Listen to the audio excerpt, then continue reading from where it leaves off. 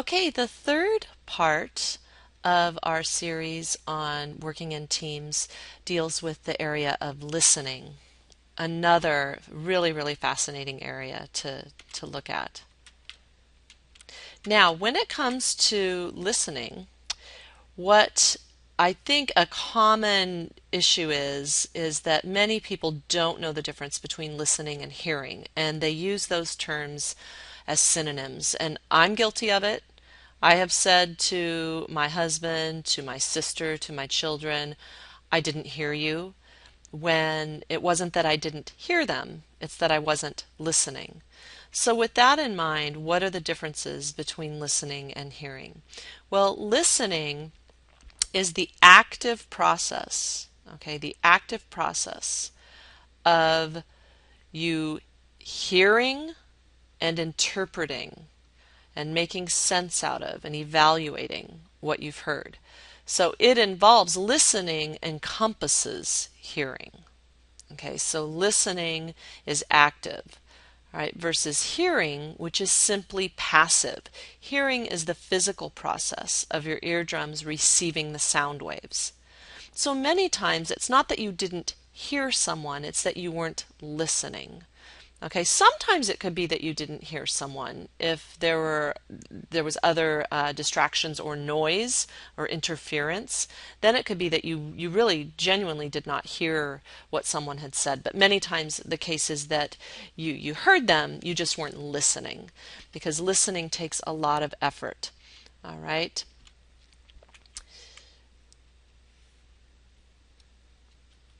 Next, I want to just share with you quickly a study that was done on listening. And I find it so interesting because it compares 4 different communication skills with years of formal training with the percentage of time we actually use those skills. Now, the percentage of time we use these skills could vary depending on the occupation you go into, but it appears with this study what they're looking at is grades kindergarten through 12th grade. All right, so 12 years of schooling. So we're starting out with reading as a skill. The years of formal training, the study found 6 to 8 years of formal training that we have in reading. And I can say, as I look back at my education, grades 1 through 12, that's about right. 6 to 8 years of formal training on reading. Percentage of time we actually use that skill, 45%, which to me is it's right there. That's right in the ballpark for me. So I'd like you to think about your upbringing, your schooling, and how this compares. Writing, the communication skill writing, the years of formal training, 12 years. I'd say that's right on with me. Would say I had 12 years of schooling. Percentage of time we use it, 16%. Speaking, 1 to 2 years of formal training. To me, that's a little bit high. I did end up going into speech communication as a major in college, but prior to that, I had a 1 week unit as part of English class on speaking, and I loved it. But I did not have 1 to 2 years. I usually have about 1/6 of my students in a class that have 1 to 2 years of speaking experience, and they usually came from larger schools that had that as a requirement. And the percentage of time we use it, 30%. The shocking part of this study, and why I'm sharing this with you, is that the fourth communication skill, listening, the years of formal training on it, 0 to half a year, the percentage of we use it, 45% of the time. So it is a skill that we use the most along with reading, but we have by far the least training in it. Okay, so 0 to half a year. This is where somebody sits you down and talks to you about how to listen effectively. All right, so overall, North Americans are not the best listeners. Okay, and I think part of the reason why is we have very little training on listening. And so today is a day that we are going to spend talking about poor habits and how to improve those habits. So, looking at poor habits, faking attention, okay? We've all been guilty of it. And it's very easy to do when you're on a phone call. I talk to my sister almost daily, and I try to multitask, do multiple things at once. And she always asks me, "What'd you think?" And I say, "Of what?"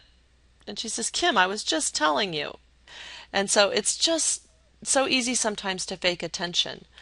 And what I want to stress with that is the reason I think that we are very apt to fake attention is due to the fact that our brains can process, all right, our brains can process 400 to 800 words a minute.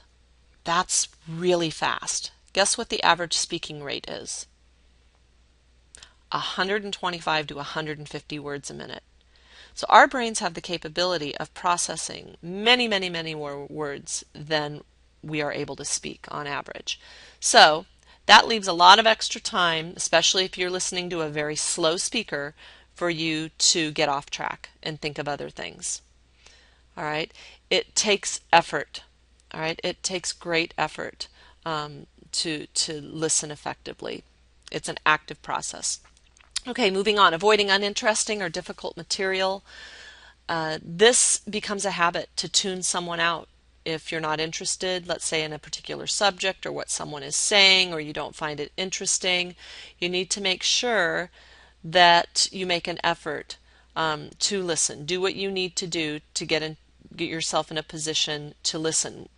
Preparing ahead of class is an important thing to do. Doing the reading that's assigned so you are prepared for the next lecture. All of that is important. So seek help if you find that it's becoming a habit. If it's in a particular class, talk to the instructor to find out what you can do to prepare yourself better to listen.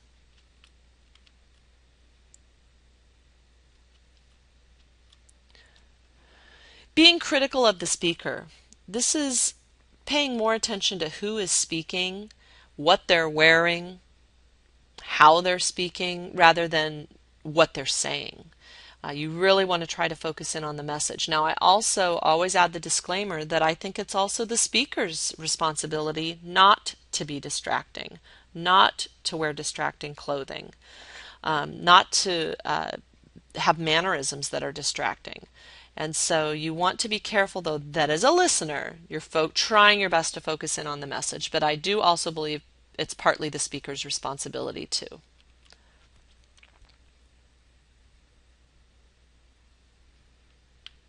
Improving your listening skills. Just some very, very easy, simple things that you can do to improve your listening skills that just really do make a big difference. I'm going to start us out with what I call the 3 steps to active listening. And once again, simple steps. The first is simply to attend. That just means to make eye contact, to be attentive, to show that you're paying attention. The second is to probe. Probe simply means asking further questions. For instance, I might say, I would love to go to Sweden someday. You would probe that just by simply asking why or when. Okay, or what part of Sweden? So probing shows interest and shows that you're listening to what someone is saying. Reflecting is simply paraphrasing back to the speaker what he or she has said.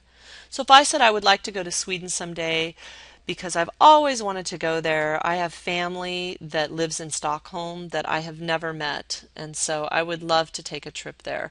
Plus the weather, I guess, is very similar to Minnesota, and having grown up in Iowa, I'm familiar with that weather, and I would just love to see and experience the people and the weather in Sweden.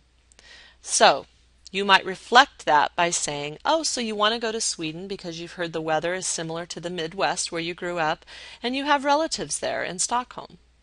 So it's like repeating back the words, paraphrasing them back, so you're not using the exact same words, but you're just checking for understanding, and it shows that you're listening. Now, you would really get on someone's nerves if you did this constantly when they were speaking, so you just do it now and then to check for understanding. I'd like you to think of right now in your mind one of the people, a person, I should say, that you enjoy communicating with. And I would almost guarantee that they possess these three things. They listen, they attend, they probe, they reflect. They do these three things. These three things are found in multiple studies on competent communicators. And so these three things you should definitely, they're simple to do. Keep these in mind when you communicate with others, and you'll find that others want to be around you more often because you're a good listener. Other ways to improve listening skills: focus on matter and not manner. So once again, going back to, paying more attention to who is speaking than what they are saying. You just want to really try to focus in on what they are saying and not the way in which they're saying it if it's distracting. And then also avoiding negative feedback. What might negative feedback be? I'm not talking about somebody disagreeing with what you're saying. I'm talking about negative nonverbal feedback, right, as a listener. Okay, the list is endless. Yawning, rolling your eyes, looking out the window, not paying attention, not giving eye contact, not attending to who is speaking. These can all be perceived of as negative feedback. So you want to make sure that you are focusing in on who is speaking and making that eye contact.